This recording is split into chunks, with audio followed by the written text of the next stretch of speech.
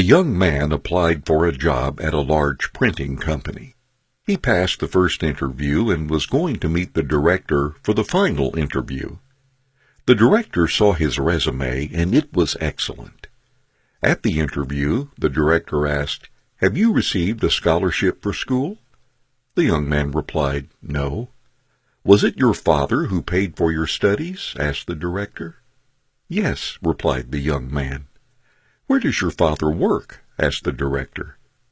"My father is a blacksmith," replied the young man. The director asked the young man to show him his hands.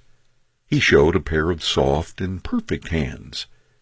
"Have you ever helped your parents at their job?" asked the director.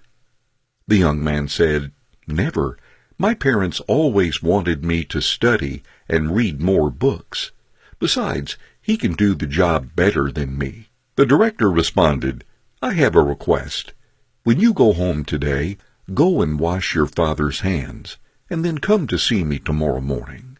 As the young man felt his chances of getting the job were high, he decided to agree with him. When he returned to his house, he asked his father if he would allow him to wash his hands. His father felt strange, yet happy, and showed his hands to his son. His son washed his hands slowly. It was the first time that he noticed that his father's hands were wrinkled and had many scars. Some bruises were so painful that his skin shuddered when he touched them.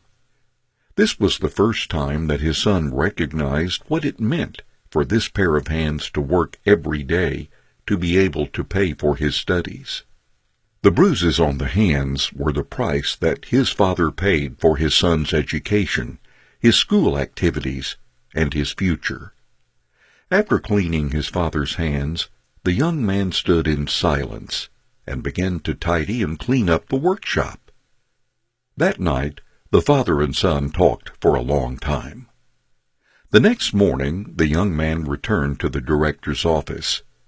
The director noticed the tears in the eyes of the young man as he asked, "Can you tell me what you did and what you learned yesterday at your house?"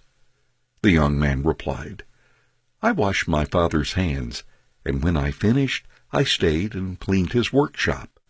Now I appreciate and recognize that without my parents, I would not be who I am today.